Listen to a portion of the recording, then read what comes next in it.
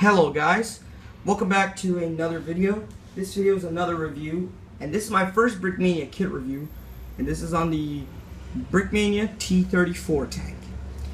Now, a little brief history on this tank. This tank is a Soviet tank developed before World War II, and it was used all throughout the war by the Soviets. And this tank was developed the years following up to World War II in secrecy, along with the other tanks such as the KV-1 and the KV-2. And the Germans, when World War II broke out, the Germans were invading a lot of countries such as, France, Czechoslovakia, Netherlands, Poland, all those countries, Belgium.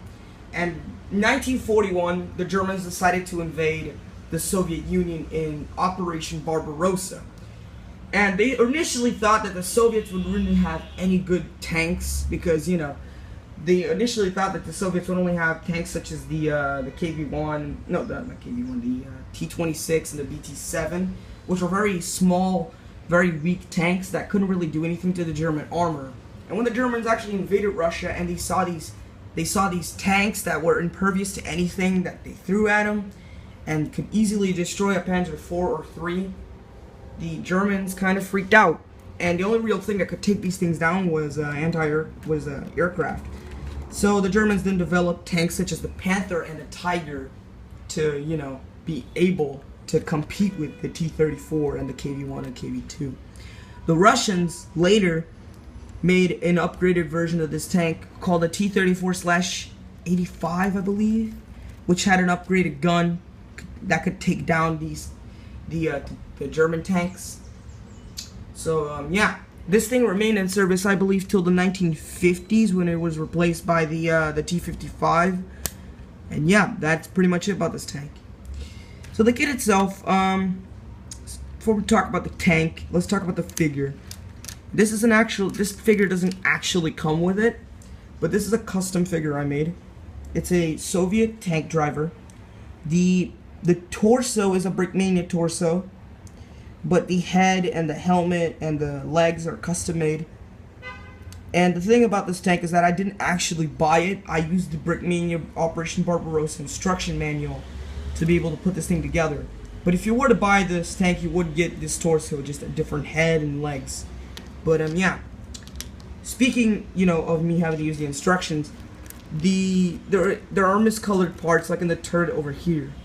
Now, the reason why I use brown bricks instead of gray like it should be is because I ran out of those and I had to use brown ones. So I ordered some more parts off of Bricklink, and hopefully I can actually, use those to be able, when they actually arrive, replace the brown bricks.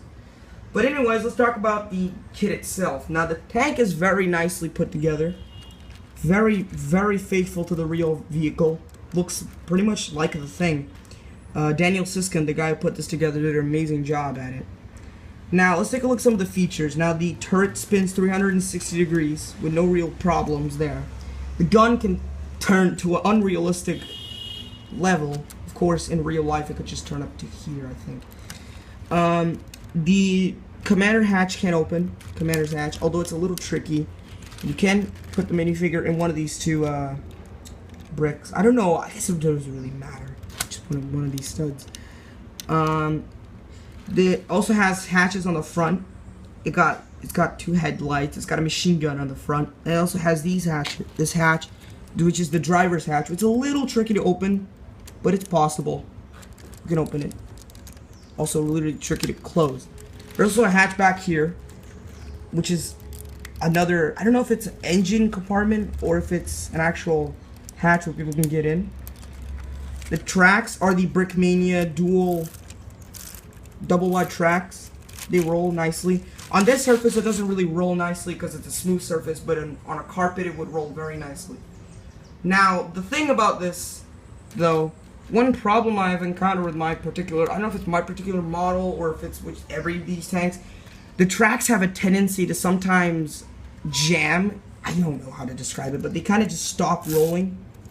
Like I'd be rolling it and sometimes it gets stuck, caught on a brick, and I have to pull force to be able to remove them.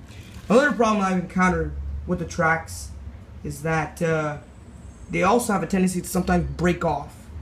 I don't know, maybe it's my model, but yeah.